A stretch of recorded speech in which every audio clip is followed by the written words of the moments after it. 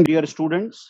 I am Samir Velankar. Okay, what I was telling is that we are going to learn tuple, and tuple is always written in the round bracket.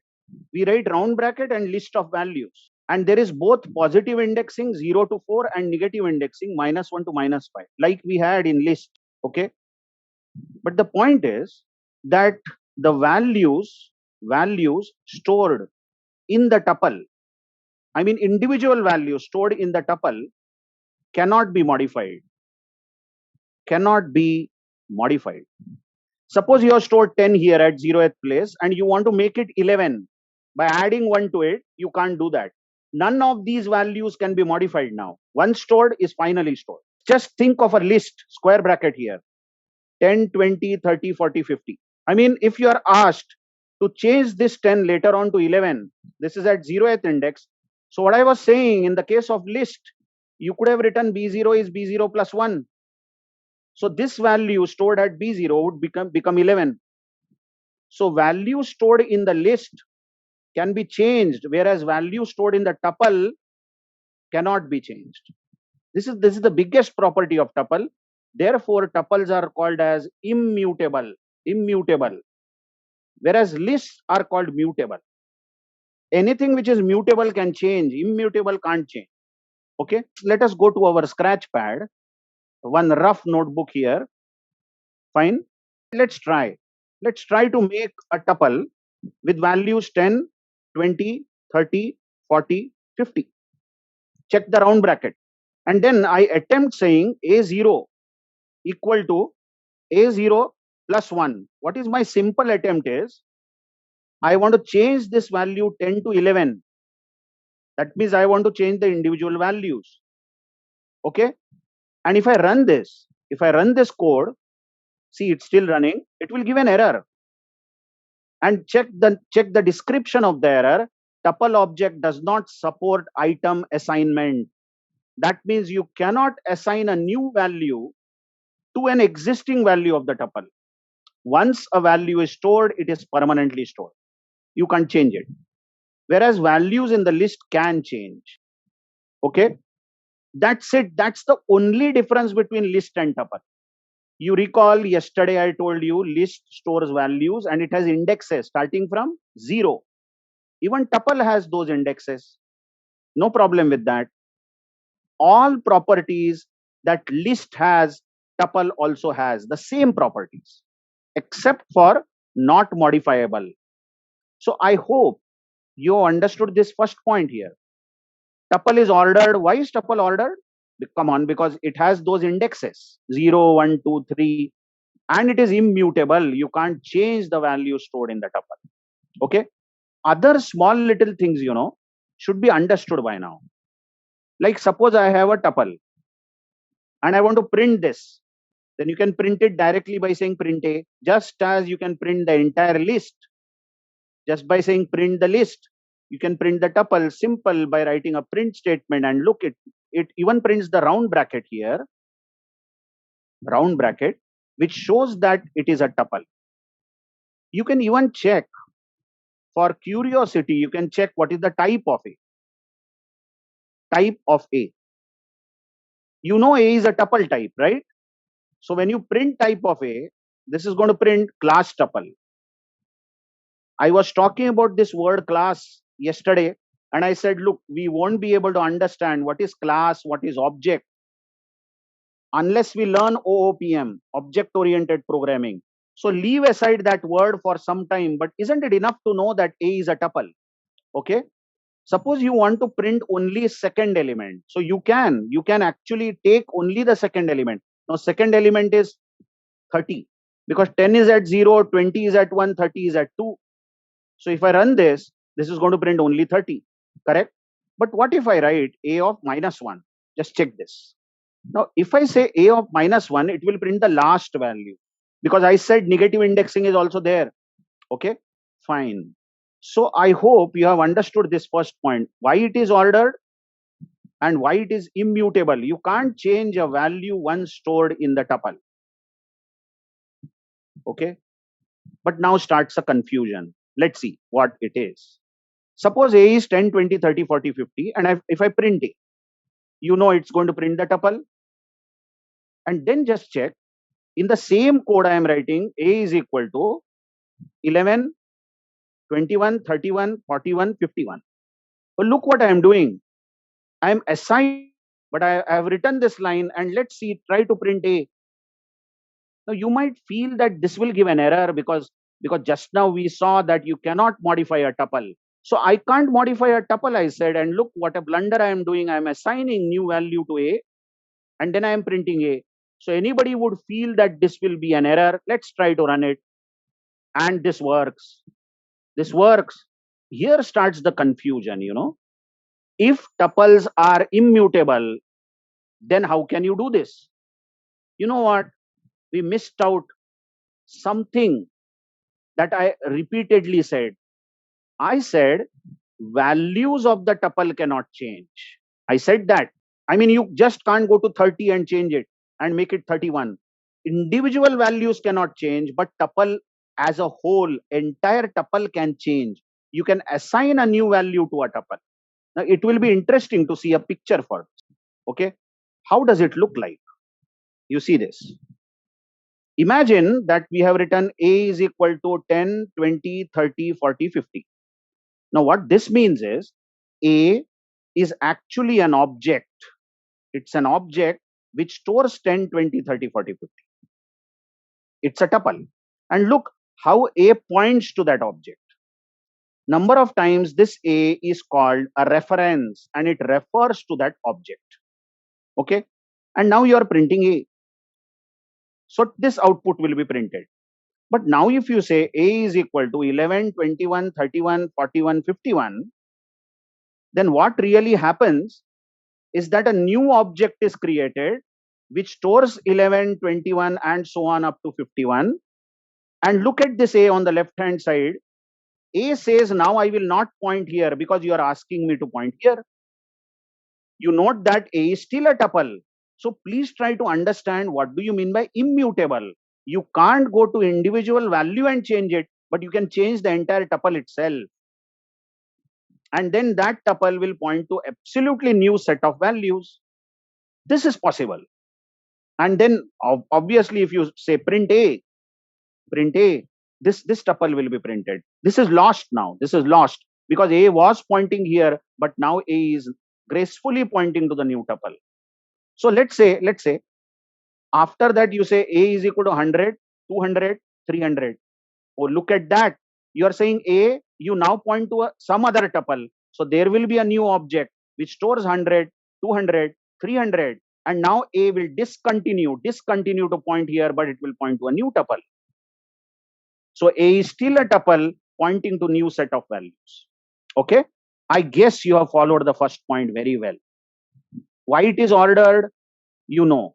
And what is immutability, you know. Are duplicates allowed in the tuple? Yes, surely. Why not? So for instance, I'll just cut this code. I'll just remove. This is not needed now. Suppose this is also 20, which is all of course allowed. So if I print this, yeah, 20 can be stored multiple times, or any value can be stored multiple times. So list also allows duplicate values. Tuples also allow duplicate values. So duplicates are allowed. Now I will impose a problem. Here is the problem. The question is create a tuple which stores all values from 1 to 100. Now one way of doing this is say A is, oh, look at today's, I mean, just think of today's lecture. All these things that I am discussing were discussed in one way or the other in the list chapter. Just one lecture back, I discussed list constructor, which helps us to create a list. Now what you do here is you just say range 1, 101. Now range itself has its own open bracket, close bracket, and then tuple. Now you know range 1, 101 is going to give us values from 1 to 100. Remember, 1 less than this last value always.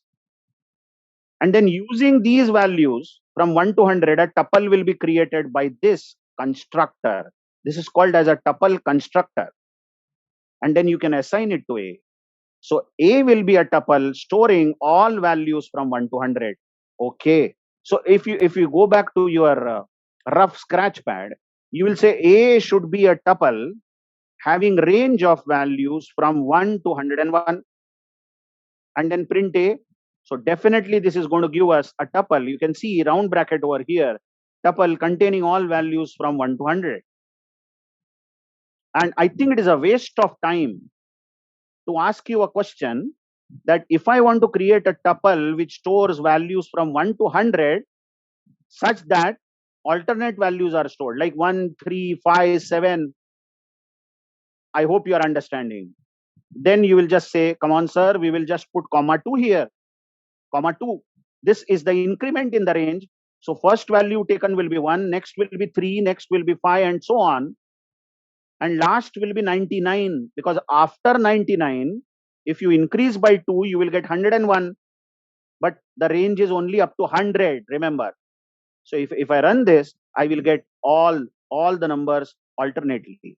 So that is this tuple constructor. Now, more about this tuple constructor. Here we go. Suppose we have a list 10, 20, 30, 40, 50. We have a list, and somebody tells us that I want to create a tuple. Okay, just check. I want to create a tuple which will store all the values of this list. In short, I want a tuple which stores 10, 20, 30, 40, 50. Okay, one way of doing this is lazily write 10, 20, 30, 40, 50, but in round bracket. But this is not adventurous.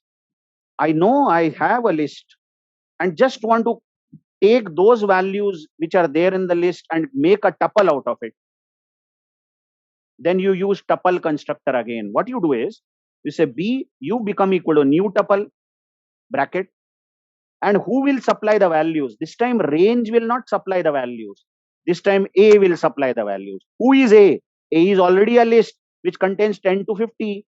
So in the bracket of the tuple constructor, you are watching 5 values which are in the form of a list. But the tuple constructor will create a new tuple. So let's try to print B. And when you run this, you will see genuinely B is a tuple, you see, the round bracket. And the values stored by B are the values of the list.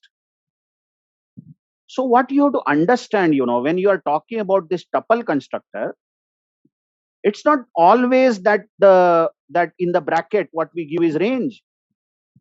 What we give in the bracket with tuple constructor is, let's look at that now.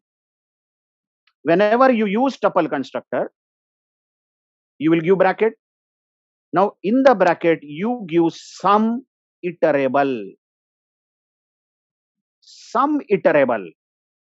If you give range 1, 101, this is iterable because this has iterating values 1, 2, 3, 4 up to 100. If you have a list like A, which is 10, 20, 30, 40, 50, then if you give A in this bracket, A is called iterable because you can iterate through these values. So any such iterable is allowed in the tuple. So the point is, if we have a list, then we can create a tuple from that list by using tuple constructor. Whatever I told you about tuple is true about list also. Just imagine that you had a tuple 10, 20, 30, 40, 50. Okay. And somebody tells you, okay, you have a tuple storing 5 values, but you create a list out of it. So all these values should be stored in the list. So what you will do, you will say B is equal to list. Hello, list constructor. In the bracket, you give some iterable. And the tuple A is also an iterable because you can iterate through the values 10, 20, 30, 40, 50. So you say A. So what will happen is A is a collection of values in the form of tuple, but list will now give you a new list B. So B is a list created from tuple. Here we go. And yes, B is a list you can check the square bracket. Okay. So I guess you have followed what do you mean by tuple construct. Now, before I go ahead, all these things, literally each and every point has been explained in the notebook. Just check. This is the notebook on tuple. Okay. With very simple examples of what is a tuple and the difference between tuple and the list. Okay. And how it gives error while assigning a new value, because values are not modifiable. Okay. All these things have been properly explained. And then I have explained list and tuple constructor again over here. See, you have a tuple and you are making a list from that tuple, correct? And you are again making a new tuple here. Okay. Point is that everything is given in this notebook. Now I have a question. I'll just erase this slate. The question is, given a tuple A is equal to 10, 20, 30, 40, 50. Okay. This is the existing tuple. And the question asked is, change this 30. Check my words. Change the element 2. Element 2 is 30.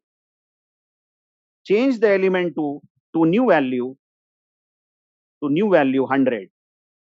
So this 30 should be changed to 100. The answer is, it is not possible, because I said that values of the tuple cannot change. Individual value cannot change.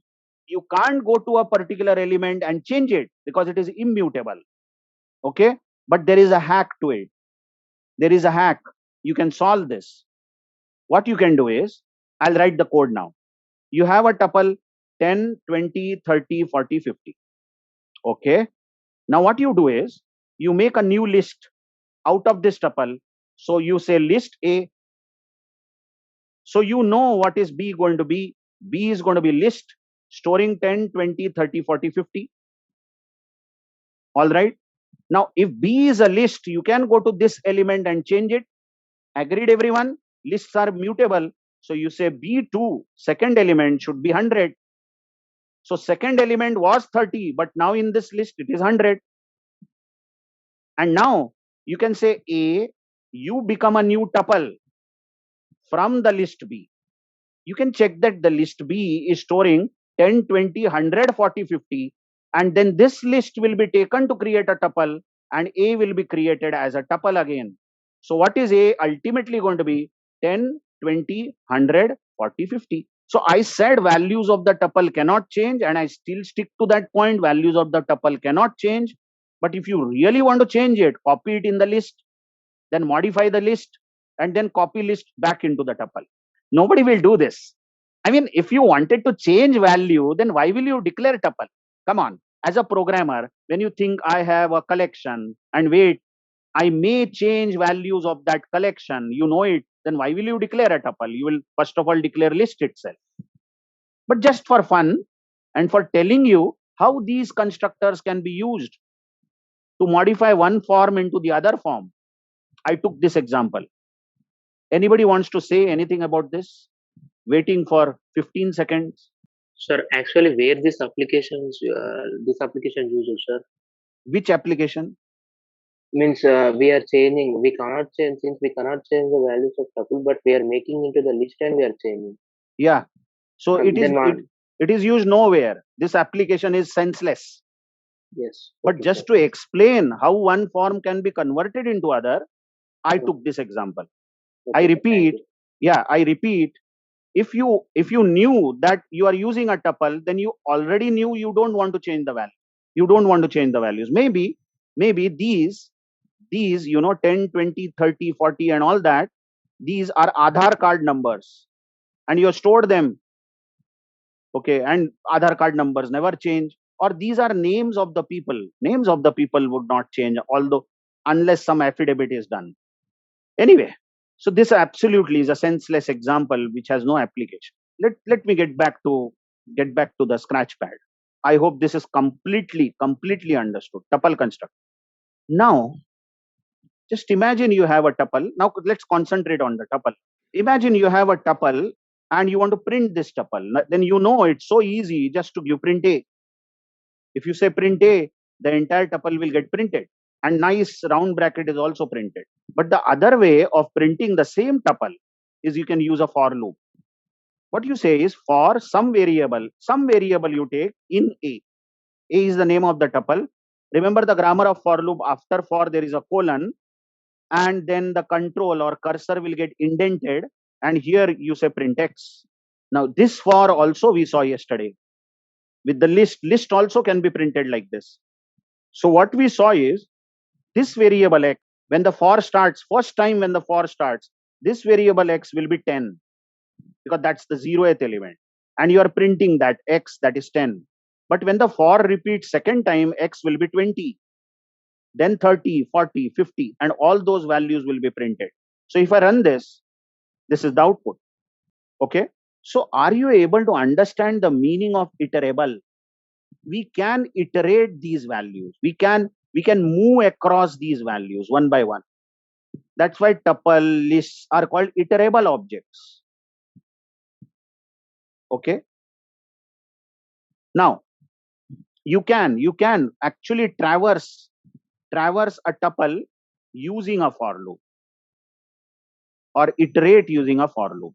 And the simple grammar, as I said, very simple grammar of doing it is if you have some tuple, say 10, 20, 30, then simply say for X in A. And then do whatever you want with X. Maybe you want to print X. So simply print X. Now this can be read as for every value in A. So X will be every value in the tuple. So first time X will be 10, second time 20, third time 30. This is so readable. This for loop is so much readable. And then you process that X every time. Then it's your choice what you are going to do with X. Okay. I hope this is understood. Now, which functions did we learn in the list chapter? You recall we had functions like remove, append, extend, insert. So many functions we saw when we were learning list. Oh, Indrajit is asking slice. Yes, Indrajit, slice is possible for tuple also because it is ordered. It has indexes, isn't it? So if you say that I will print A 2:5, let's say. This is a slice, everybody knows. So it will print all the elements from 2 to 4. Listen, this last index is always taken one less than what you have given. So 2 to 4 means it will only print 30, 40, 50. Or if you give 2:4, it will only print 2 to 3. 2 to 3 is 30, 40. So if you run this, it will print 30, 40. But importantly, you see, result of a slice is a tuple. Look what is printed. A tuple is printed. As I was yesterday saying, if you slice an apple, then both the pieces of the apple are still called apple only. So what if somebody gives you a tuple like this? 10, 20, 30, 40, 50, 60, 70, 80. And somebody says, I want to create a new tuple with only these three values. 30, 40, 50. Okay. Then one way is write B is equal to 30, 40, 50. Correct?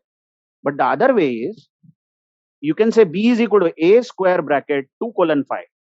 Listen, A itself is a tuple and you are slicing it. Slicing it from 2 to 5, that means 2 to 4.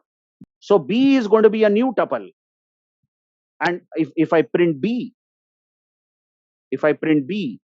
then it's of course going to be a new tuple which stores 30, 40, 50. So everything that we saw about slicing in the list chapter is applicable over here also. For instance, what if I say B is equal to A : 2. Just take a break here. Just take a pause and think what will be there in the B. B will be a new tuple. Just think. I have not given begin index. So begin index by default is 0. I have not given end index between the two colons. So end index will be the last element of the list. But I have given increment as 2. So the values in B will be 10, then 30. Look how index is increasing by 2, then 50, and then 70. So this is going to be, B is going to be new tuple and you can print it. That's it. I hope the things are clear. I was telling you that there are many methods that we saw yesterday while working with list. The methods or the functions that we saw yesterday were either inserting or removing some values. Like we saw insert method. How was it used? A dot insert 2 comma 100. How do you read it? In the list A is the list. In this list, insert a new value 100 at second place, or rather at place 2. And all other values will be shifted ahead. So if A is 10, 20, 30, 40, 50, and now we are inserting a new value in A at second place, so 100 will be inserted here at the second place and 30 will be shifted ahead. Okay. We also saw append method on the list. Append is very easy to use as compared to insert.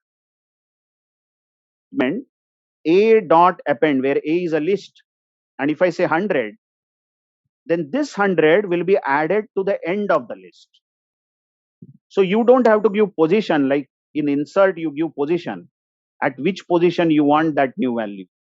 You simply say append 100, that's all. Okay. And we also saw remove function, remove method.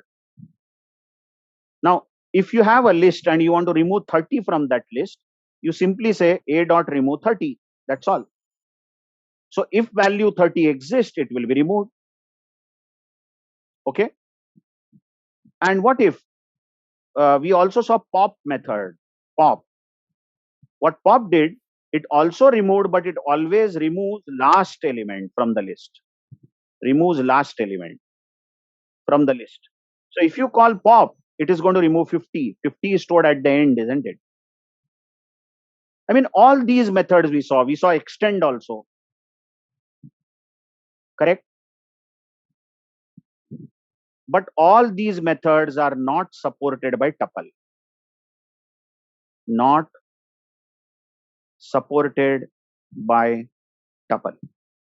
Why? Come on, because you cannot insert a new value. You cannot change a value.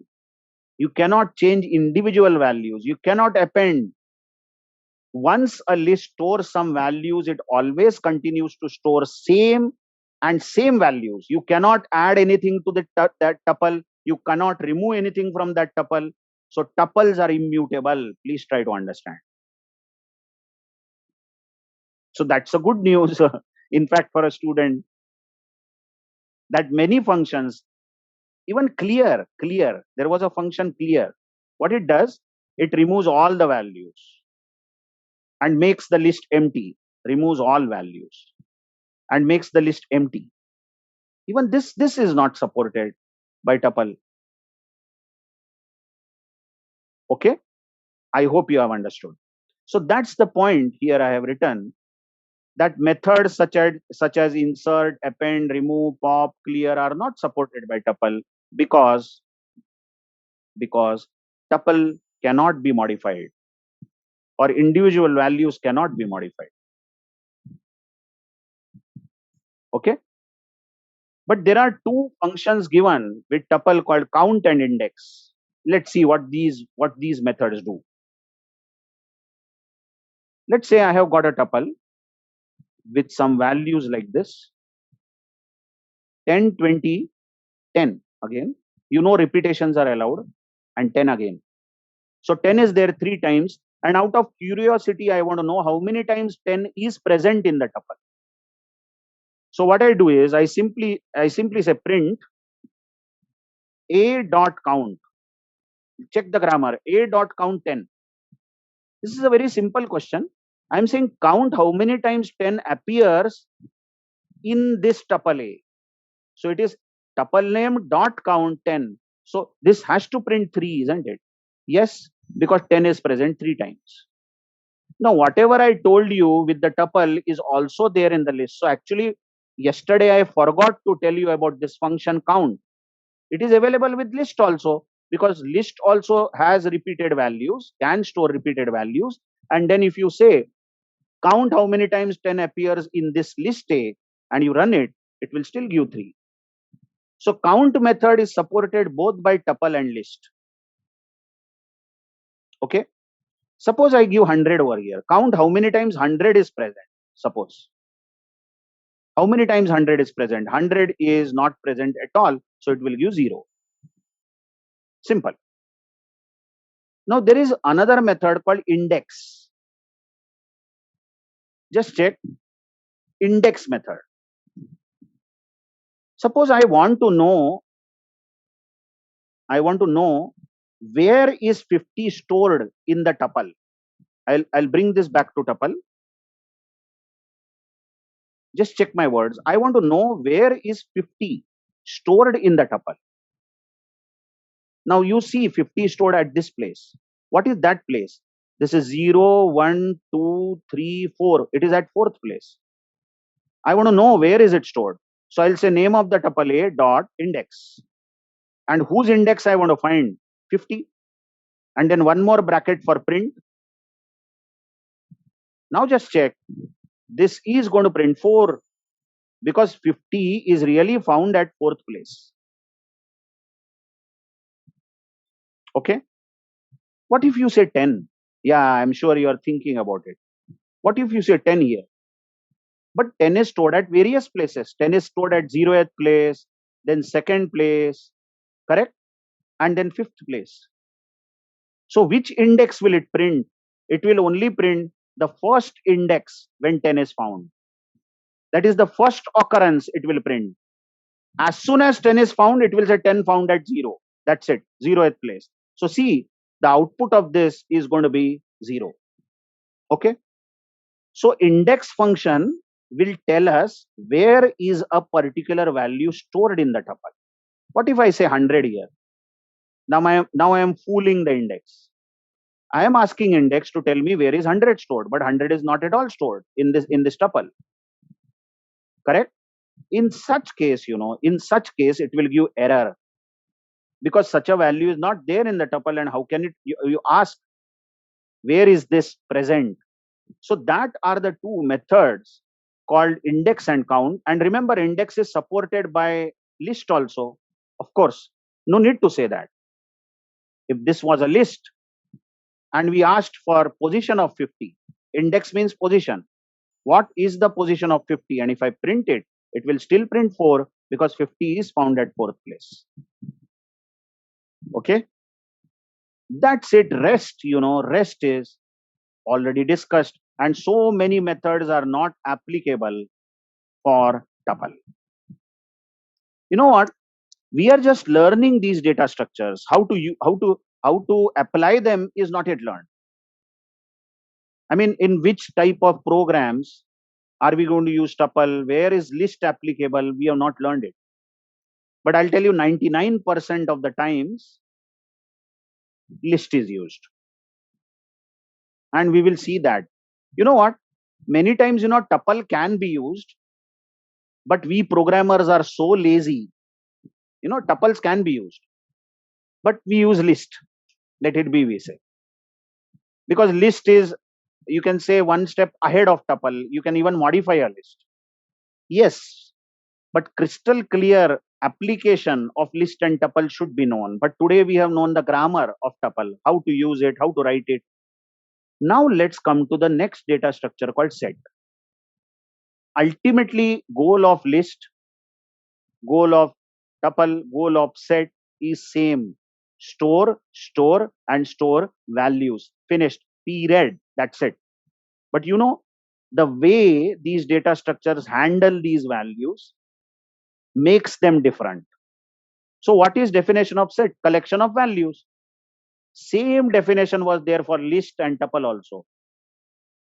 Okay. But the property of a set, you observe, is set is unordered. What it means is, once you store some values in the set, say 10, 20, 30, 40, 50, you store them. Then there is no ordering, means there is no indexing. Like you can't say which is the 0th element, which is the first element, which is the second element. That means there is no indexing in the set. So there is no indexing, I am saying. See, how do you create a set? Now to create a set, what you do is, you write some name like A, our favorite name.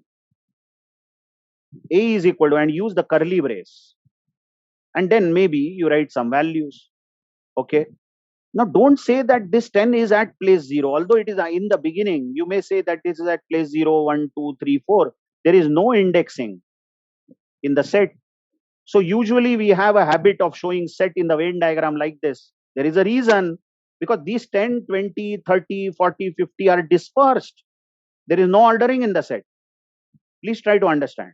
But list and tuple both are ordered, both have indexes. Secondly, you cannot have repetitions in the set. For example, if you say this value is also 10, let's say 10, 20, 10, 40, 50, then the set stored will be 10, 20, and this 10, repeated 10 won't be stored again. So the set will be ultimately 10, 20, 40, 50. Even if you give a repeated value, ultimately this repeated value won't be stored. But list and tuple allowed repetitions. Set does not allow repetition. Let's go to our scratch pad. Suppose I say A is equal to 10, 20, 30, 40, 50. This is a set written in curly brace. And if I print A, then all values of the set will be printed. Oh, good Lord, look at the output. Look at that. I stored 10, 20, 30, 40, 50, and the output is 40, 10, 50, 20, 30. But all values are printed, but they are not printed in that sequence in which I gave. This proves that there is no indexing. Set itself doesn't know which is 0th element, which is first element. Now, the fun starts here. If I run this code again, maybe after some time, you will get some other output. Maybe you will get 10, 50, 40, 20, 30. This shows that there is no ordering in the set. And now imagine I store 10 three times. 3 times I store 10. No problem. Set will just throw this 10 and this 10 and accept only the first 10. So the set is going to be 40, 10, 20. Check 10, 20, and 40. That's it. And these two repeated occurrences are simply dropped. So I hope you have understood the first point. It is unordered, unindexed, and duplicates are not allowed. Now, what was the other point in list and tuple? Can you modify values in the list? Answer is yes, you can modify values in the list. Can you modify values in the tuple? No, it is immutable. Then can you modify values in the set? Answer is again no. You cannot modify values, individual values stored in the set, but you can add new values in the set. You can add a new value in the set, or you can remove a value from the set. What am I talking about? Let's try to understand this. Look, I have a set here. Okay, this is the set. And somebody tells us, okay, I'll just remove these repetitions. Anyway, they are not stored. So this is my set, 10 to 50. And somebody asks us, change this value 30 to 100. Change that single value 30 to 100. Now you may feel that this 30 is, this is 0th, this is first, this is second. Okay, so I will write A2, you now become 100. Senseless, because we know that there is no indexing in the set. You can't go to a value and change it. thinking that A2 will now change to 100, and if I print A, the new value 100 will be printed. Just check, it's going to give an error. And it says set object does not support item assignment. That means you cannot assign some new value, a particular element of the set. Please try to understand. So a single value of the set cannot be changed. It is immutable again. But suppose you want to add a new value, say 60 you want to add at the end, or not end. We don't know where it will be added. It is a random collection. But if you want to add 60, you can. Or if you want to remove a value, you can. So it is partly immutable, you can say. I hope you are understanding this point. Values stored in the set cannot be changed. Individual values cannot be changed, but the new values can be added. And of course, the values can be removed also. Okay, find out this set constructor now. Oh my God, you might feel that this is just a repetition, and it is like that. But this feels like repetition because we have patiently seen what is the meaning of all this in the earlier topics. And now we can relate it to this. What is a set? Come on. I pose the same problem over here. The problem I am asking is that what if you are asked to create a set, just create a set having all values from 1 to 100. So one way is say A is equal to curly bracket 1, 2, 3, 4. No. I'm sure you won't do this. And I'm sure I'm wasting your time now. Actually, I'm wasting your time because you know that you will be saying range, take a range from 1 to 101, correct? And give it to a set constructor.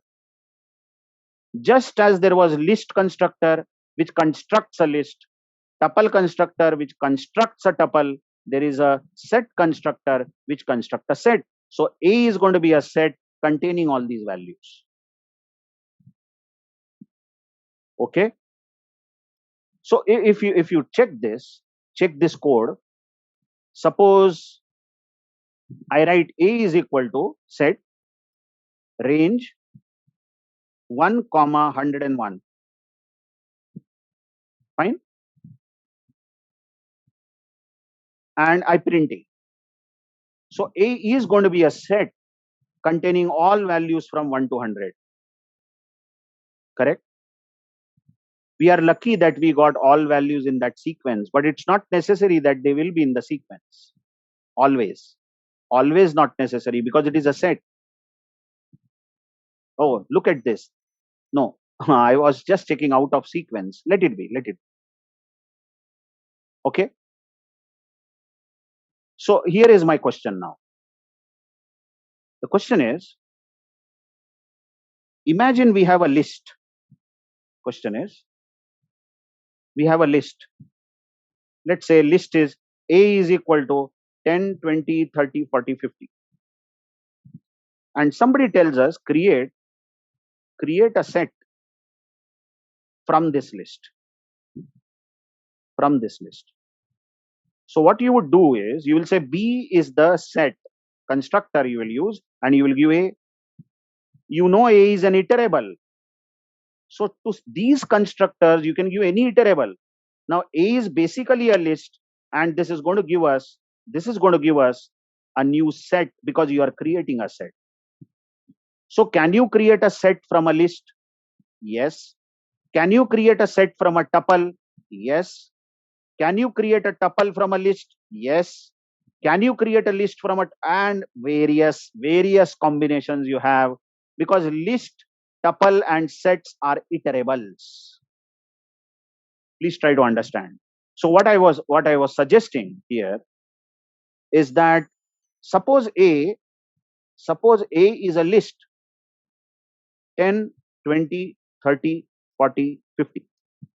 And if you say B becomes a set from A, and if you print B here, this is going to print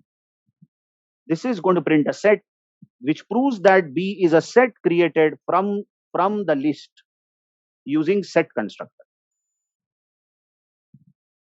Okay.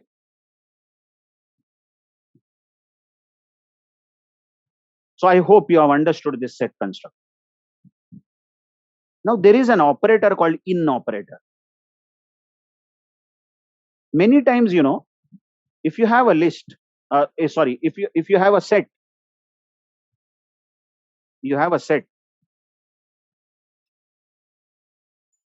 and you just want to know, is 30 present in the set? That's it. You can't find index of 30 because there is no indexing in set. That is, at which position 30 is meaningless question, because there is no positioning in the set. But you just want to know, is 30 present or not? Then you can just ask 30 in A, like this. Who are you checking? 30. Are you there in this set? That's the operator. Actually, in is an operator. Like plus, minus, in is an operator. And if 30 is really present in A, which is true, this expression will result in true, T-R-U-E, true. Whereas if 30 was not present in the set, then this expression will evaluate to false. So let's try to print this. Print 30 in A. Okay? And I'll remove this print B. So 30 in A is true. So this is going to print true. Whereas if I say is 300 in A, this is going to print false. Now please try to understand, in operator is provided by list also. I mean, you can go to a list and ask, hello list A, are you having 300? If you are having 300, return true. So this is going to return false. Whereas if you ask, is 30 there in the list? This will be true. And of course, in operator is given by tuple also. So in operator is a common operator, which can be used very quickly to check for membership. But it makes more sense to use in operator in sets.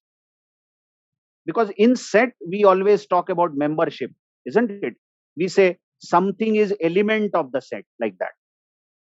So in operator can be used for membership, checking whether some value is a member of the set or not. I hope you are comfortable with the in operator. You note there are two methods called add and remove. Just check this. Add and remove. Let me try it first. On this set, I told you that sets are immutable. You can't change the values of the set. So you can't change this 40 to 400 maybe. But what if I say a.add 100? Now my intention is very clear. Add is a function and I want to add this 100 in this set A. So let me try to add 100 to A and print A. Print A. Let's see what happens. 100 gets added and all other values are as usual there. Now where will 100 get added is a senseless question. At which place is a senseless question, because there is no place, there is no placeholder, there is no index, but 100 will be definitely added to the set. Okay? And check the grammar of addition. How do you add? You simply call add on the set. On the set. So a dot add 100. So 100 will be added in this set. Okay? And note there is another function called remove. So suppose you have added 100 now, and after adding 100 you want to remove 40. So you say a dot remove 40. So 40 will be removed from this set A. And suppose you again print A. Now the second output won't show 40. You just check. Yes. Check that 40 was removed from the set. So both adding new values and removing existing values is allowed. But changing a particular value cannot be done. Okay? Now what if I tell remove 400 over here? Just check this. From the given set, I want to remove 400, but the problem is 400 is not there. Such a value is not there. So if I run this, it will give an error, you see. First output we got, after adding 100, We printed A, isn't it? So this output is due to adding 100. But now as soon as I started removing 400, it gave an error. And if you read the error is reported as key error 400, key error. That means Python is shouting 400 is not there. How can I remove it? That's the error. So the point is, remove method will give error if the value that you are trying to remove is not found. But there is another method called discard. The discard is same as remove. Just give me a second. You can use a method called discard. If you say discard 400 from the set, and imagine 400 is not present. Okay, 400 is not present in the set. Then discard will take no action. And it will silently end. It will not give any error. So what will happen after the discard function is used is it will give the set as it was. So it's always safe, to use discard, because it will not give an error if the value is not found. Like what if I say discard 40? So 40 is there. So it will get removed. So I repeat, discard is same as remove. Only thing is remove may give an error if the element is not found, but discard stays silent if the element is not found. So this will conveniently discard 40. Just check all these things that I am discussing about sets are in detail explained over here. And all set constructor and the for loop can be used with set also. See, for ELE in A, print ELE. So ELE will be first time 1, next time 2, next time 3, next time 4, next time 5. Wrong, I am saying. This ELE might be 3 first time. Next time it will be 1. Next time it will be 5. Because we really don't know how the values are stored, in which sequence. But definitely ELE will be every value, one by one. So it's not necessary that you will always get output 1 to 5. You may get 2, 4, 5, 3, 1. Like that you can get. But the important thing is, for loop can be used for traversing a list, or a set. See, all these points are in operator is explained. You cannot change items has been explained, but you can add or remove the items. How to add? Like if this set contains apple, banana, cherry, and we add orange, and then we print the set, orange is added in the set. Okay. Now we are talking about sets. So ultimate thing that comes to your mind when you think of sets is union and intersection. Come on, if these operations are not supported by sets of Python, then what's the use? Isn't it so?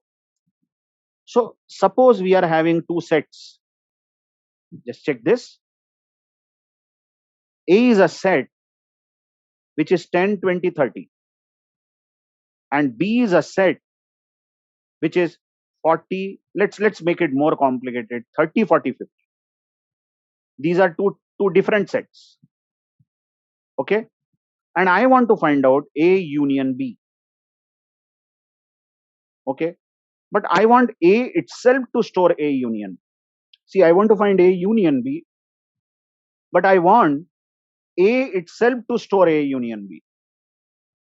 First of all, what is union? 10, 20, 30 is A. Union. B is 30, 40, 50. Union of two sets is a new set. Always union gives a new set. Okay. Which contains all values of the first set values. So it will be 10, 20, 30. And all values of the second set also. So it will give 30, 40, 50. But you know that set does not have repetition. So the values will be 10, 20, 30, 40, 50. This is your new set given by union. But you want to store this result in A itself. Okay. Then there is a method called update method. They don't call it as union method, they call it as update. You say a dot update b, just check the grammar.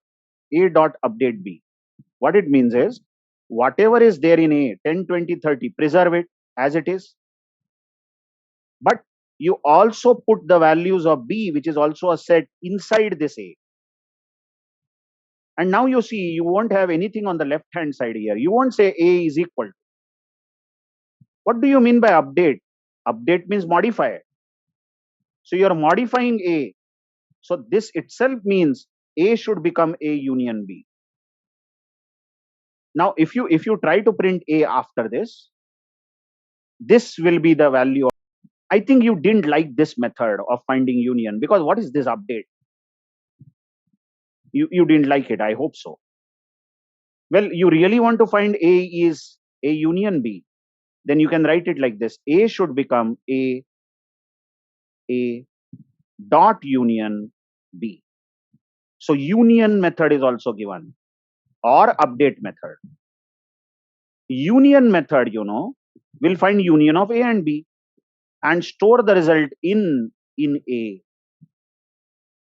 Okay, then you would say, sir, then why are we using update if this is so neat? A is equal to a dot union b. You tell me many times, you know that you're finding union of two sets, and this left hand side set itself should store the answer. That is, a should store the answer of a union b. Now you watch this statement, a dot update b. This statement itself understands that a will store the result. So you were saved by writing a equal to union and all that. This is so boring, in fact, because you have to write who will store the result. Here it is ultimately understand a will store the result. Just check this again. The union operation. Suppose a is 10, 20, 30, let's say, and b is 30, 40, 50. Okay, and your problem is you want c to be a union b. Oh, now you see, you want some new set which is other than a and b to store the result. Now it is meaningful to say c is equal to a dot union b, because union method will always create a new list. Always create a new list. But what if you said you wanted a to become equal to this result? Then you can write a dot update b. So a itself will store a union b, or you can waste your time and write a is equal to a union b. This is also correct. But if you know that a is going to store the result, you can take a shortcut. You can write like this. Any of these techniques can be used for finding union. And there is one more way. If you want c to become equal to a union b, then you can write in your program c is equal to a pipe b. This operator you can use. Don't use dot, don't use method name, don't use brackets, nothing. You just use this operator. This operator is the pipe operator, which is given above the enter key of your keyboard. This will also say c should become a union b. Let's go and check something in our scratch pad. Okay, like you see, if a is, I'll just remove all this. If a is 10, 20, 30, okay, and suppose b is 30, 40, 50, and I want a to store a union b, so I'll write a dot update b. This is enough. I don't have to write a equal to a update b. A dot update b means a will store the result. Now what I will do, I will print a and print b. So what do you think will happen? A will change, isn't it? A will become 10, 20, 30, 40, 50. But b will not change, because a was storing the result. So the answer will be a is the union of both sets. You can see 5 values in a, but b is remaining unchanged. Whereas if you say C is equal to, and you want that C should be equal to union of these two sets. So you use a function called union. Now there will be a new set created which stores A union B. That means neither A nor B will change. Both sets will remain same, but C will be a new set. So if I print A, B and C, and if I run this, you will see that C is the union of both the sets, but A and B were unchanged. Okay? And if you're tired of this, you can simply say A pipe B. That's it. C is A pipe B. So if you run this, you will still get the same result. I mean, the choice is yours. What you want? How do you find union? How do you want to find union? Usually people use union method or pipe. Usually people don't use update method. So that is how you find union. Have you got this union operation? So obviously you will be curious to know how do you find intersection? And you will say, sir, let it be. We understood. If there is a union function, then there is a function called intersection. Correct? So if you say you have two sets, A is 10, 20, 30 and B is 30, 40, 50. Now what do you mean by intersection? Common values between the two. And there is only one common value, 30. And if you want C to become equal to A intersection B, then you write A dot intersection. This is the intersection. This is the method. So you say A intersection B should be stored by C. Now if you print A, B, they will be unchanged, but C will store only 30. You can check. This is how you find intersection. Well, is there any operator? We are greedy now, isn't it? Is there any operator? Let's try single and. That pipe was union. Let's try single and. Will this find intersection? Oh yes, this finds intersection. If this pipe and is given, who is going to type dot union dot intersection? At least I never do that. I use pipe and, that's it. That's how we get intersection and union. Okay. Now there is one more operation. I don't know whether you have heard of this or not. When it comes to set, and very interesting operation on set is known as difference.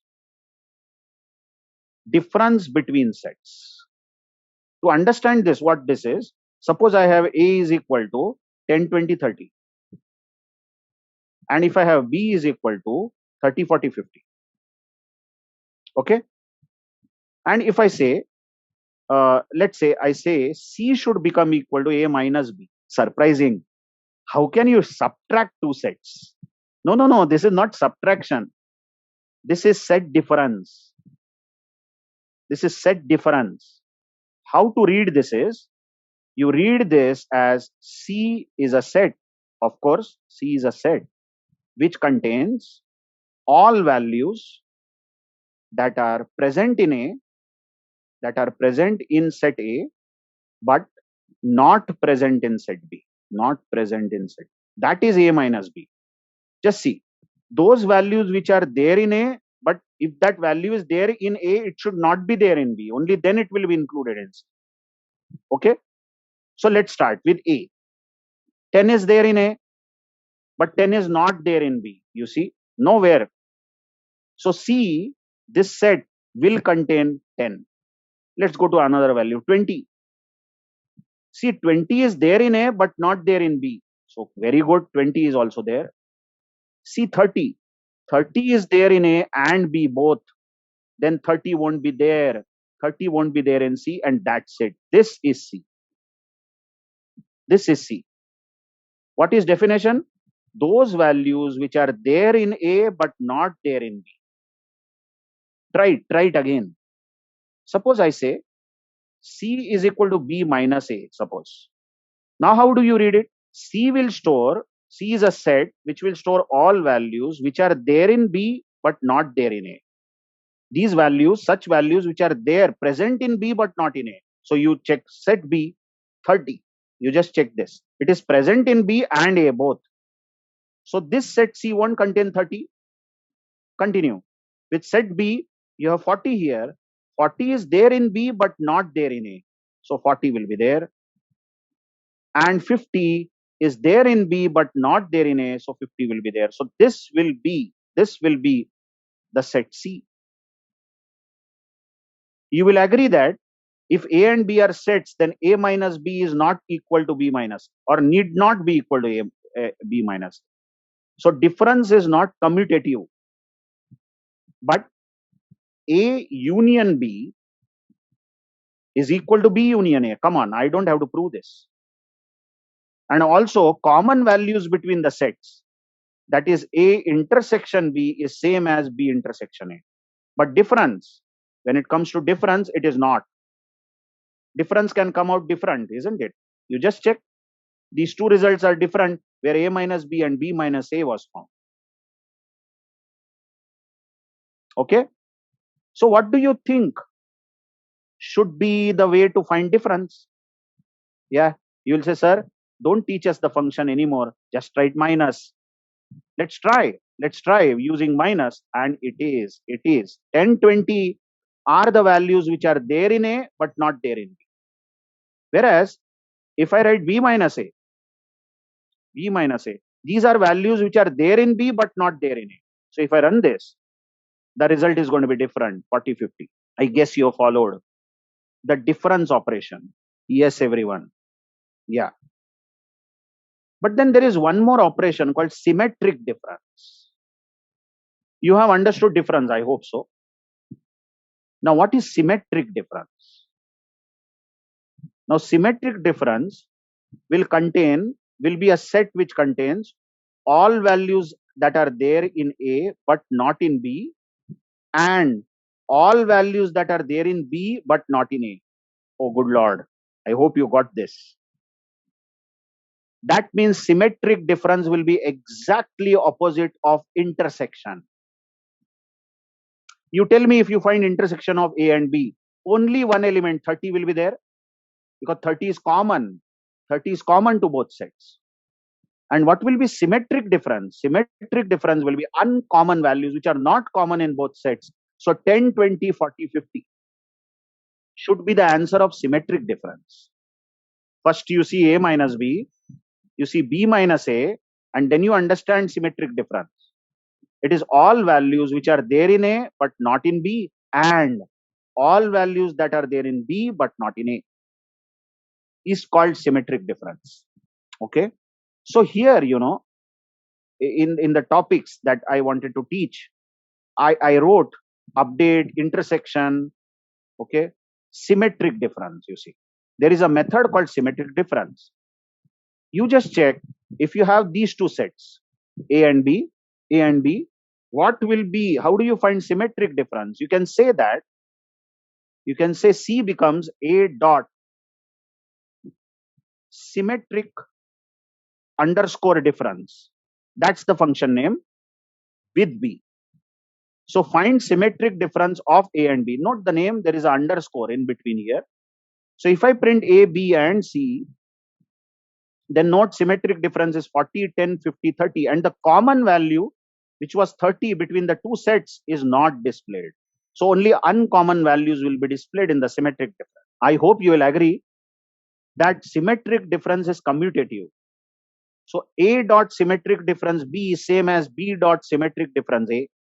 Has to be. Come on, I don't have to prove this. Yeah, it will print all the uncommon values between the two sets. Okay. Now your ultimate question will be, yeah, I'm sure you're thinking, is there any operator for this? Yeah, I'm sure you are thinking about this. If pipe is union and is intersection, and then minus is difference, then what is symmetric difference? Is there any operator? I don't have any hesitation in saying that there might be an operator, but I don't remember. You should not be surprised to hear this answer from your teacher. It's always human, and human always is to, the basic property is to forget. Tell me, how much are you going to remember? Man, I taught so many things. Are you going to remember each and every word? So I want to encourage all of you that you don't remember this. Word by word, you don't remember. You just remember that something like this can be done. That's it. There is a set in Python and you can find union. How to find union? I don't know. I don't remember. There is always Google, man. There is Google to help you. We are not here to remember everything and we cannot remember. So, what I want to suggest all of you is that when we are going through this discussion, don't be under an impression that such an heavy grammar, so many things, and how am I going to remember? You don't have to. For example, if I go to Google, what I'm going to tell, what I'm going to search now is operator for symmetric difference between sets in Python. Is there any operator, first of all? Symmetric difference. Some website will definitely give us the answer. I am not going into that details also. Okay, you find it. By the way, this is how you find symmetric difference. It is saying, and fortunately, oh, there is a cap operator. Look at that, the cap operator. Found it. That's it. And this was not drama that I did. Genuinely, I don't remember. Is there any operator? But who cares? I know what is symmetric difference. That's enough. And on any other day, I can refer the code on Google. So A cap B is also going to give a symmetric difference between A and B. So what's the end result is, you should remember there is something called list, there is something called tuple, there is something called set, and you should remember the properties of these data types. You should not remember how to do it, how to write the statements, what is the grammar, you can't remember it. Okay. Now let's try to learn something more in next 10 minutes. That can be sigh of relief to you because your teacher is going to continue for 10 more minutes only. So let's try to understand a data structure after list, tuple and sets. What is dictionary in Python? Dictionary. Now actually, dictionary is also collection of values. Same definition. But dictionary is collection of key comma value pairs. Key comma value pairs. I'll first write an example of dictionary and tell you what it means. Suppose A is the dictionary. Dictionary is always written in curly brace. Okay. And then I am giving the values of the dictionary as, now this is a dictionary. Now you see each element of the dictionary here is separated from other element with a comma. So there are three elements of this dictionary as I am marking. Okay. And there is a colon here between the two things within a member, and whatever you write before colon is known as a key, and whatever you write after colon is called a value. So precisely it contains key colon values pairs. So again you see this is a key and this is the value. This marks is the key and value is 100. Okay. Observe that the key is always written in quotation, like roll number, name, it's always written in quotation, marks. But the value may or may not be written in quotation. Why? Suppose roll number in our world is integer. Yeah, normally we have roll numbers as 1, 2, 3, like that. So we will write 100 as an integer. We will not give quotation for 100 because this is a value and we mean that value should be integer. But name, you observe the next key, name, and this is my name, Samir. Then Samir is a string, so I should give quotation here. I can't leave this quotation now. Whereas marks, the third key is 100 and marks is, come on, always a value, it is an integer. So value may or may not have a quotation, but key must have a quotation. Okay. Now suppose if I print A, then all these key value pairs will be printed. Just check. I make a dictionary on my scratch pad here. I'll just remove this. We don't want this now. Okay. Suppose I say A is a dictionary, curly brace, and then first thing is roll number. Now you can give single quote or double quote. Usually single quote is very comfortable, but even that double quotation you can give. Then colon 100, first key value pair done, comma. Next is name given in quote. Key must be given in name, in quote, and then Samir, and then comma, and then marks, colon 100.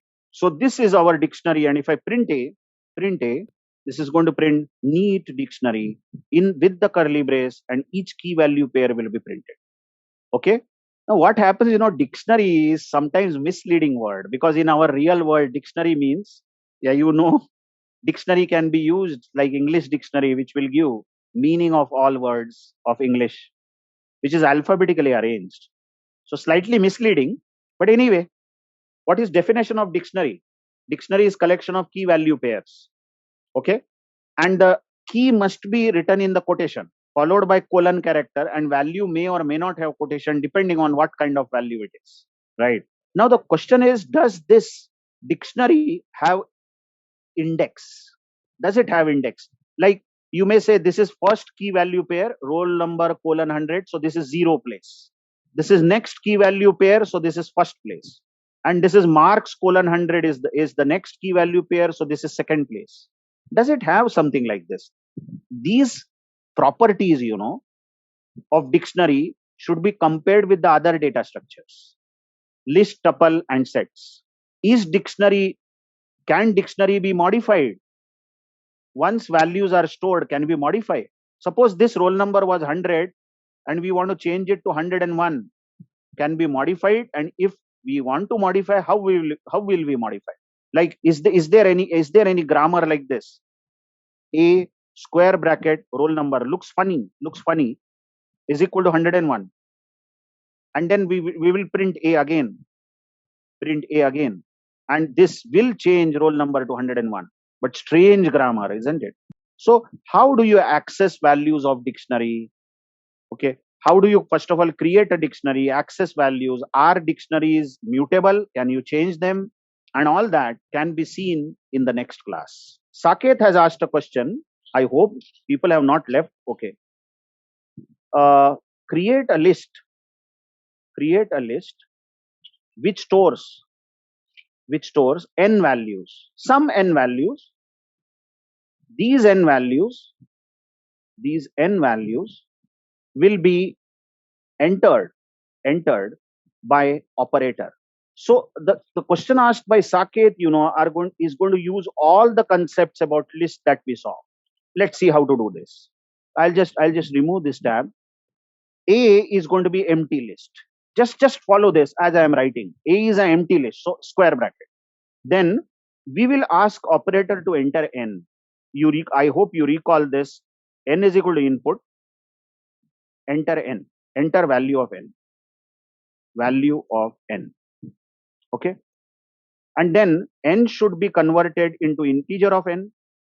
All of you know this, because it will be string, so we will have to convert it into integer. Now what we want to do is, continuously we have to take a number from the user and store that number in the list. But we want to do this only n times. So I will start a for loop for x in range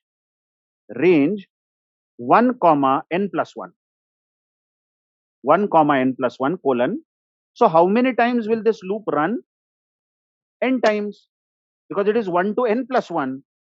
So it will run n times, correct? Then I will put one new variable, let us say ELE. ELE is equal to input, enter value. Okay. And I will change this ELE to int of ELE. Okay.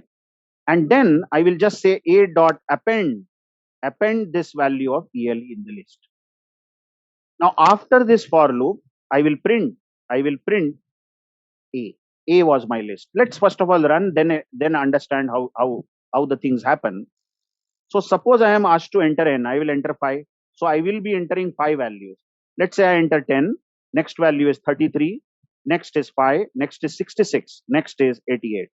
Now you can see the values that I entered are stored in this list. But what really happened? If you run this program or read the program line by line, what really happened here was, give me some time, wait a minute. See this. We have at this line, we have list which is empty. Then we ask the user to enter n. Suppose n entered is 5. Of course, we convert it into integer. So n is 5. Now this for loop is saying I have range of 1 to 6. N plus 1 is 6. So this loop will run 5 times, and every time it runs, it will ask us to enter a value, and that value will go in ELE, and we are changing that ELE to integer. Suppose first time ELE entered by the user is 10.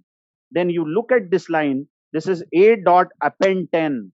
So this new value 10 will be appended to a. So a is no more empty, now a is 10. But next time when the loop repeats, second time, again we are asking the input.